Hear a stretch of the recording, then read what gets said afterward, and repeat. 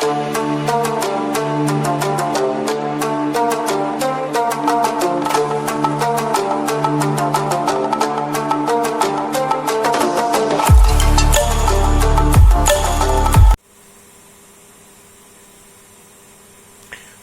another 4 2 marks problems.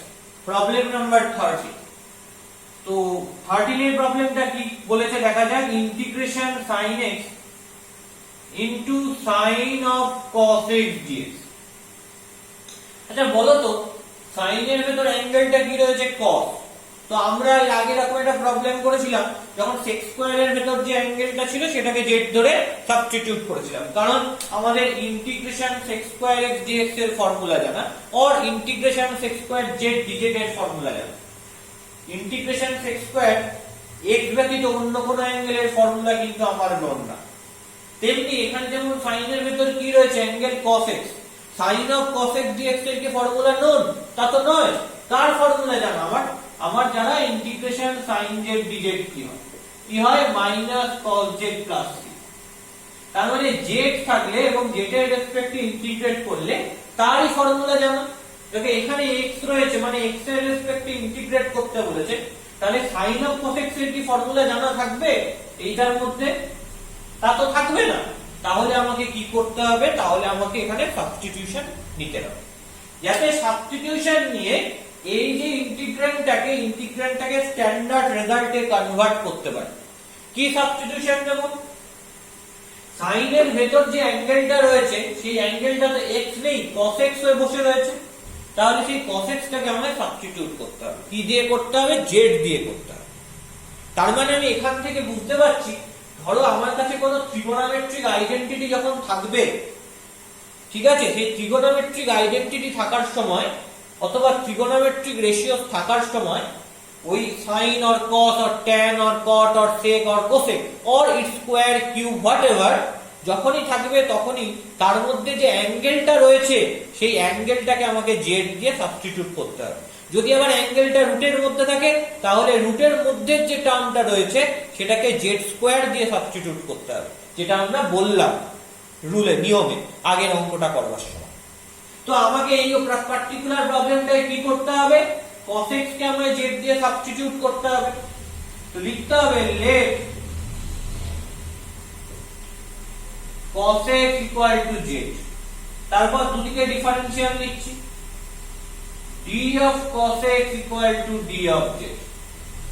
তো d of cos x কি করে আসবে? প্রথমে cos x এর কি করা দরকার? ডেরিভেটিভ করা দরকার।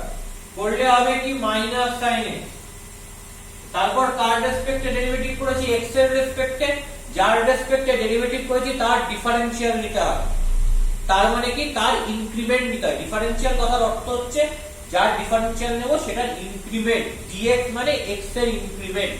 তাহলে আমি যেহেতু x এর রেসপেক্টে ডেরিভেটিভ করেছি তাই আমাকে কি করতে হবে? x এর ইনক্রিমেন্ট মানে dx এটা দিয়ে মাল্টিপ্লাই করতে হবে। তাহলে minus sin x dx equal to dz। তাহলে এখানে কি রয়েছে? এখানে রয়েছে শুধু sin x dx। তাহলে আমি এখান থেকে কি পেতে পারি? sin x dx equal to minus dz। তার মানে এই যে sin x dx রয়েছে তার জায়গায় মাইনাস dz টা বসিয়ে দিলাম। আর sin of cos x মানে তো z, তাহলে এটাকে লিখছি sin of z। পরিষ্কার? তো মাইনাসটা বাইরে চলে গেল, minus integration sin z dz। আচ্ছা ইন্টিগ্রেশন sin z dz করলে কি হয়? ওই ফর্মুলা লেখা minus cos z plus c, তাহলে হবে minus cos z plus c। তার মানে আলটিমেটলি কি আসবে? আলটিমেটলি আসবে হচ্ছে cos z minus c, where c is integrating constant। তাহলে z কে আমায় রিপ্লেস করে দিতে হবে x দিয়ে। তাহলে z কে যদি x দিয়ে রিপ্লেস করি তো কিভাবে করব? এটা একটা মজার ব্যাপার। এখানে cos রয়েছে, এই z টাকে আমায় কি দিয়ে বসাতে হবে? x দিয়ে বসাতে হবে, কারণ আলটিমেট অ্যানসারটা আমার x দিয়ে লেখা দরকার। তো সেটা কিভাবে বসাবো? খেয়াল করে দেখো cos x মানে z, তাহলে z এর জায়গায় কি বসিয়ে দেব? cos x বসিয়ে দেব। তাহলে কি হচ্ছে cos of cos x minus c। কেউ এটাকে চাইলে এরকম করে লিখতে পারে যে cos of cos x plus c dash, where c dash equal to minus of c, which is a constant। ওকে, তো এইভাবেও লেখা যেতে পারে, and that is your answer। তো that is problem number 30, এটাই হচ্ছে problem number 30। এবার প্রবলেম নাম্বার 30 এর পর কিসে আসবো? 14.2। 14.2টা কিন্তু একদম 13 এর মতনই। 13 এর যে লজিক, সেই লজিকের হেল্প নিয়ে কিন্তু 14.2টা হয়ে যাবে। কি লজিকের হেল্প নিয়ে হবে?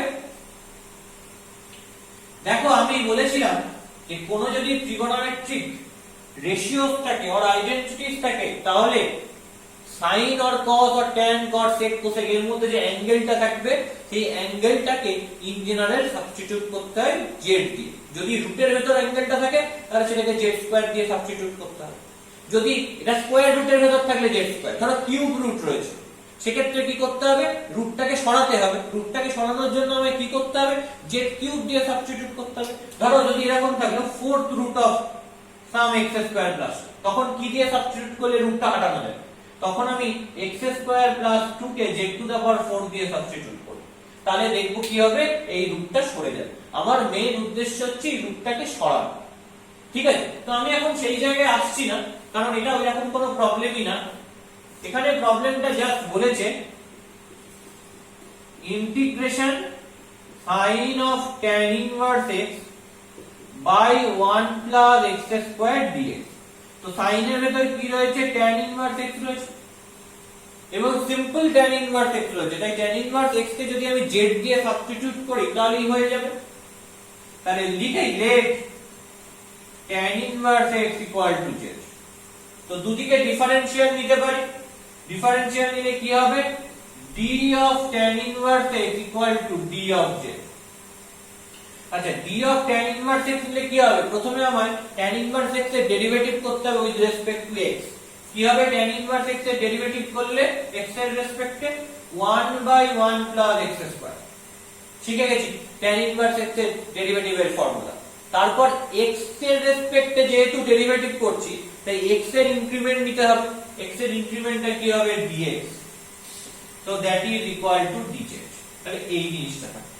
এবার বলো 1/1 plus x স্কয়ার dx কি আছে? এই তো এই জায়গাটাই 1/1 plus x স্কয়ার dx। এটা হচ্ছে 1/1 plus x স্কয়ার dx জায়গাটা রয়েছে। তো তার জায়গায় আমি dz বসিয়ে দিলাম। আর আগে কি রয়েছে? sin of tan inverse x, এর জায়গায় আমি কাকে বসাচ্ছি? z কে বসাচ্ছি। কারণ আমি বলেছি হয় পুরো জিনিসটাই x এ রেখে দেব, নয় পুরো জিনিসটাই কনভার্ট করে z এ নিয়ে চলে যাব। কিছুটা x কিছুটা z এভাবে কিন্তু ইন্টিগ্র্যান্ডকে রাখা যায় না। তাই জন্য পুরোটাকেই z এ কনভার্ট করলাম। বলো ইন্টিগ্রেশন sin z dz কি হবে? minus cos z plus c, where c is integrating constant। এইবার মাইনাস cos z কে লিখতে হবে চেঞ্জ করে x দিয়ে। কত? z মানে tan inverse x, লিখে দিচ্ছি minus cos tan inverse x plus c, where c is integrating constant, and that is your answer। এখানেই আমি অ্যানসারটা লিখতে পারবো।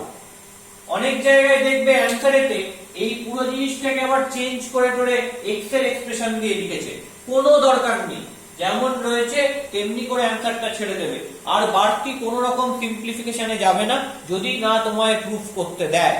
তো এই অঙ্কগুলো ইন জেনারেল প্রুফ করতে দেয় না, ইভালুয়েশনই আসে, ইভালুয়েট করতে দেয়। তো সেক্ষেত্রে তোমার কোনো রকম বাড়তি সিম্পলিফিকেশন করে টাইম ওয়েস্ট করার দরকার নেই।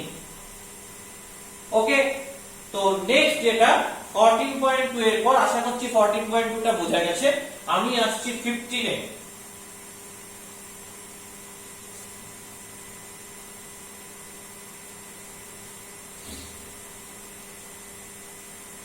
দেখি 15 এরটা কি বলছে।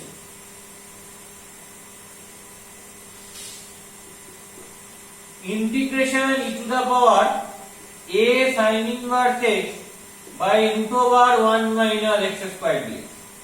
এখানে দুটো জিনিস ধরা যেতে পারে, মানে তোমাদের মনে হবে যে ধরবো। দেখো এখানে যেহেতু রুট টার্ম রয়েছে, অনেকে এটা ভাবতে পারে যে আচ্ছা চলো 1 মাইনাস এক্স স্কয়ার কে জেড স্কয়ার ধরে নিই। আচ্ছা যদি 1 মাইনাস এক্স স্কয়ার কে জেড স্কয়ার ধরতেই পারি, অসুবিধা নেই, কিন্তু এর ডেরিভেটিভ মানে 1 মাইনাস এক্স স্কয়ার এর ডেরিভেটিভ কি এর মধ্যে আছে কোথাও? দেখো তো, যদি 1 মাইনাস এক্স স্কয়ার এর ডিফারেনশিয়াল নিই তাহলে কি হয়?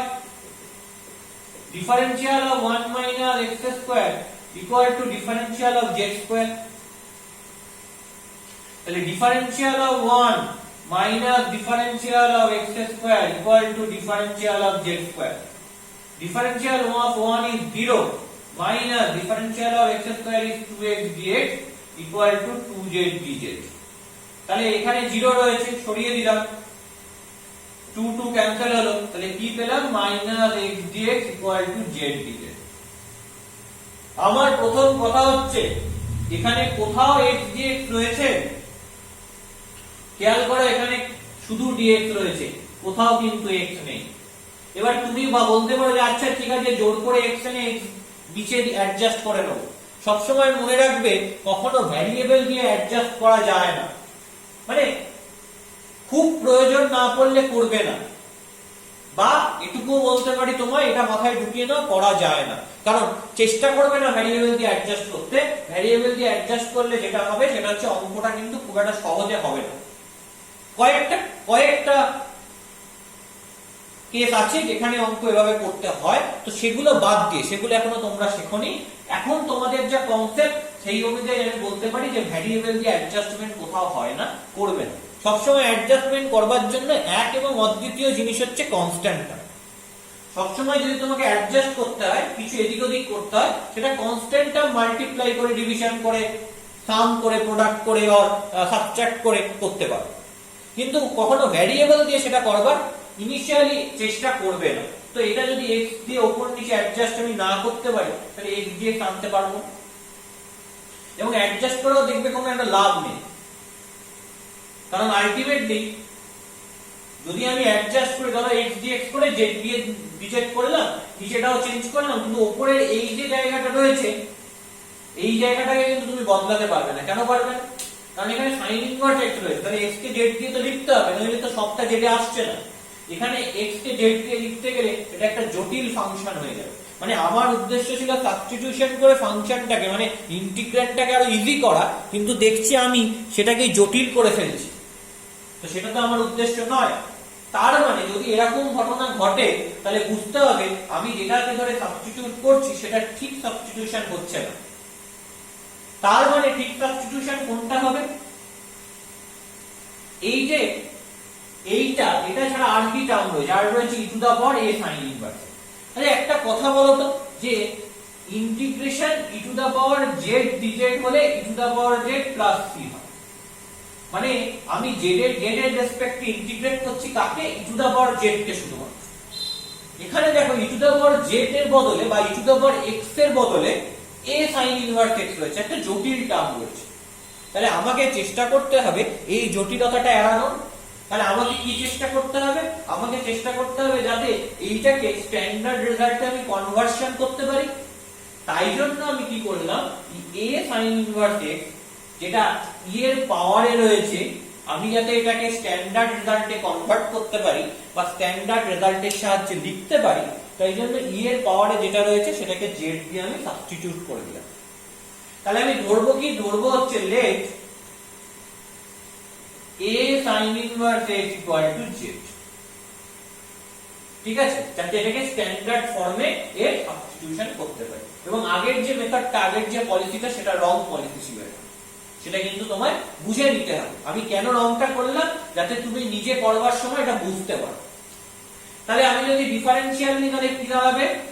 d of a sin inverse x equal two d of z। a টা কনস্ট্যান্ট, বাইরে চলে গেল, a into d of sin inverse x equal to d of z। a into d of sin inverse x মানে কি? তাহলে sin inverse x কে x এর রেসপেক্টে derivative করব, করলে কি আসবে? 1/√1 minus x স্কয়ার, তারপর x এর ইনক্রিমেন্ট দিয়ে মাল্টিপ্লাই করব, ইনটু কি হবে? dx হবে, that is equal to dz। তাহলে এবার দেখো এখানে কি রয়েছে? d dx by root over 1 minus x square equal to 1 by a dz এটা রয়েছে। তাহলে দেখো এই dx by root over 1 minus x square দেখো dx by root over 1 minus x square এই পুরোটার জায়গায় 1 by a dz বসাতে পারি, তাহলে 1 by a dz বসিয়ে দিলাম। আর e এর মাথায় কি বসবে, z বসে যাবে কারণ এটাকে z ধরেছি। 1 by a কনস্ট্যান্ট বার করে দাও, integration e to the power z dz, তাহলে কি আসছে 1 by a into e to the power z plus c, where c is integrating constant, where c is integrating constant। তাহলে এটাকে কি লেখা যাবে 1 by a into e to the power z plus c by a। তাহলে এটাকে কি লেখা যাবে 1 by a into e to the power z plus c dash, where c dash equal to c by a। পরিষ্কার? তাহলে answer কোনটা? এটাই হচ্ছে তোমার অ্যানসার। আরেকটা কথা যেটা আমি আগেই বলেছি, ইনডেফিনিট ইন্টিগ্রেশনে কিন্তু এক একজনের একই অঙ্কের এক একটা অ্যানসার বেরোতে পারে। যখন আমরা ডেফিনিট ইন্টিগ্রাল করব তখন আমরা সবকটা অ্যানসার সেম পাবো। তো এই জায়গাটা কিন্তু মাথায় রেখে দেবে। তোমার অ্যানসার বইয়ের থেকে আলাদা বেরিয়েছে বা তোমার অ্যানসার তোমার বন্ধুর থেকে ডিফারেন্ট বেরিয়েছে, তার মানে যে তোমারটা ভুল এটা কিন্তু ঠিক না। ঠিক আছে? হয়তো ঠিক সে যেমন করে করেছে সেই স্ট্যান্ডার্ড রেজাল্টের উপর বেস করে তার একটা অ্যানসার বেরিয়েছে, তুমি যে রেজাল্ট ইউজ করে করেছো তার উপর বেস করে তোমার একটা অ্যানসার বেরিয়েছে, এটা হতেই পারে। তো নাম্বার 15টা আশা করছি বোঝা গেছে, কোনো প্রবলেম নেই। এবার আসছে কি নাম্বার 17। ওকে, দেখি নাম্বার 17টা কি করে করা যায়। এবং নাম্বার 17 এ যে কনসেপ্টটা লাগবে এই কনসেপ্টটা জাস্ট একটু আগেই বলেছি। কি কনসেপ্ট লাগবে নাম্বার 17 করার জন্য? এখানে রয়েছে integration x cube cube root of x to the power 4 minus 4 dx। তো এটাকে একটু ভেঙে লিখলে কি হবে, integration x cube x to the power 4 minus 4 whole to the power 1/3 dx। আচ্ছা বলো তো এই কিউব রুটটা অফ করব কি করে? যদি x to the power 4 minus 4 যেটা কিনা কিউব রুটের মধ্যে রয়েছে সেটাকে হোল কিউব ফর্মে লিখতে পারি, তবে হোল কিউব মানে পাওয়ারে 3 and after that পাওয়ারে 1/3 মানে 1/3 একে অপরকে নিউট্রালাইজ করবে এবং আমি কিউব রুট থেকে একটা টার্ম বাইরে বার করে নিয়ে আসতে পারবো। তাহলে আমার উদ্দেশ্যটা হবে কি, কিউব রুটের মধ্যে যে এক্সপ্রেশনটা রয়েছে that is x to the power 4 minus 4, সেই এক্সপ্রেশনটাকে কি করে লেখা, সেই এক্সপ্রেশনটাকে সাম ইন্ডিপেন্ডেন্ট ভেরিয়েবল তার কিউব ফরম্যাটে লেখা। স্কোয়ার রুট থাকলে ইন্ডিপেন্ডেন্ট ভেরিয়েবলের স্কোয়ার ফরম্যাটে লিখতাম, তাহলে কিউব রুট থাকলে কি ফরম্যাটে লিখবো, ইন্ডিপেন্ডেন্ট যে ভেরিয়েবলটা রয়েছে তার কিউব ফরম্যাটে লিখবো। ফোর্থ রুট থাকলে কি করে লিখবো, ইন্ডিপেন্ডেন্ট যে নতুন ভেরিয়েবলটা নিয়ে আসবো তার 4 পাওয়ার মানে z টু দা পাওয়ার 4 এই ফরম্যাটে লিখবো। তাহলে এখানে কিউব রুট রয়েছে, তাহলে কি ধরতে হবে, x to the power 4 minus 4, এটাকে নতুন যে ইন্ডিপেন্ডেন্ট ভেরিয়েবল তার কিউব ধরতে হবে। তবেই আমি এখান থেকে কিউবটাকে সরিয়ে দিয়ে কিউব রুটটাকে সরিয়ে দিয়ে শুধু z ক্যারি করে নিয়ে যেতে পারবো। তাহলে ধরছি let x to the power 4 minus 4 equal to z নতুন যে ইন্ডিপেন্ডেন্ট ভেরিয়েবল তার কিউব। তাহলে দুদিকে ডিফারেন্সিয়াল নিচ্ছি, d of x to the power 4 minus 4 equal to d of z cube। তাহলে বলো এখান থেকে কি পাচ্ছি, d of x to the power 4 minus d of 4 equal to d of z cube। তাহলে d of x to the power 4 তাহলে কি হবে, আমি বলেছি x to the power 4 এর x এর রেসপেক্টে ডেরিভেটিভ করো 4x cube, তারপর x এর ইনক্রিমেন্ট দিয়ে মাল্টিপ্লাই করো dx। কনস্ট্যান্ট টার্মে ডিফারেন্সিয়াল নিলে অলওয়েজ 0 হয়, আর z কিউবের ডিফারেন্সিয়াল নিলে কি হবে, z কিউবকে z এর রেসপেক্টে ডেরিভেটিভ করে, যেটা যার ফাংশন যেখানে যে ভেরিয়েবলটা রয়েছে তার রেসপেক্টে ডেরিভেটিভ করতে হয়, করে পুরো জিনিসটাকে তার ইনক্রিমেন্ট দিয়ে মাল্টিপ্লাই করতে হয়। z কিউবকে z এর রেসপেক্টে ডেরিভেটিভ করলে কি হবে 3z², তারপর z এর ইনক্রিমেন্ট নিলে কি হবে dz। তাহলে কি আসছে 4x³ dx equal to 3z² dz, এই জিনিসটা আসছে।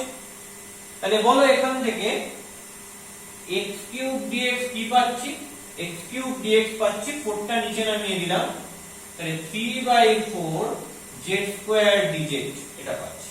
তাহলে দেখি কি হয়, ইন্টিগ্রেশন x³ dx এর জায়গায় কি লিখবো, এর জায়গায় লিখবো 3/4 z² dz, লিখে ফেললাম। আর x⁴ - 4 এটা মানে কি z³ whole to the power 1/3, তো এই 3 আর এই 3 কেটে গেল, তাহলে integration z into 3/4 z² dz। তাহলে 3/4 তো কনস্ট্যান্ট বাইরে চলে গেল, ইন্টিগ্রেশন z ইনটু z² করলে কি হয় z³ dz। তাহলে আমি যদি ইন্টিগ্রেট করি তাহলে কি পাবো, 3/4 ইনটু z⁴/4 প্লাস c, মানে 3/4 into z⁴/4 plus c, where c is integrating constant। ঠিক আছে, এই জিনিসটা পাবো। তাহলে আমি এখান থেকে কি করতে পারি, এটার সঙ্গে এটা মাল্টিপ্লাই করি, তাহলে কি হবে 3z⁴ বাই 4 ইনটু 4 মানে হচ্ছে 16 প্লাস 3c/4। তাহলে কি হলো, আমি মাল্টিপ্লাই করছি 3z⁴ বাই 4 ইনটু 4 মানে 3z⁴ বাই 16 প্লাস 3c/4। ঠিক আছে, এই 3c/4 কে অনেকে কি করতে পারে, c' দিয়ে সাবস্টিটিউট করে নিতে পারে, লিখতে পারে 3/16। আচ্ছা, z টাকে x এ নিয়ে যেতে হবে, তাহলে কি করে z টাকে x এ নিয়ে যাব সেটা আগে দেখি। দেখো এখান থেকে কি করে পাই, x⁴ - 4 মানে z³, আমায় z⁴ এ যেতে হবে। তা প্রথমে z মানে লিখছি কিউব রুট অফ x⁴ - 4, বা কেউ যদি এভাবেও লিখতে চায় যে x⁴ - 4 whole to the power 1/3, এদিকে কিউব ছিল তাই এদিকে এলে হোল টু দা পাওয়ার কি হয়ে যাবে, পাওয়ারটা রেসিপ্রোকাল হয়ে যাবে, 1/3 হয়ে যাবে। এবার z⁴ টা কি দাঁড়াবে, x⁴ - 4 whole to the power 1/3 to the power 4, তার মানে হোল টু দা পাওয়ার 4/3, এটা হয়ে যাবে। তাহলে z⁴ এর জায়গায় এটা লিখে দিই যে x⁴ - 4 whole to the power 4/3 plus 3c/4 কে c' করে লিখে দেব। তাহলে লিখে দেব where c' ইকুয়াল টু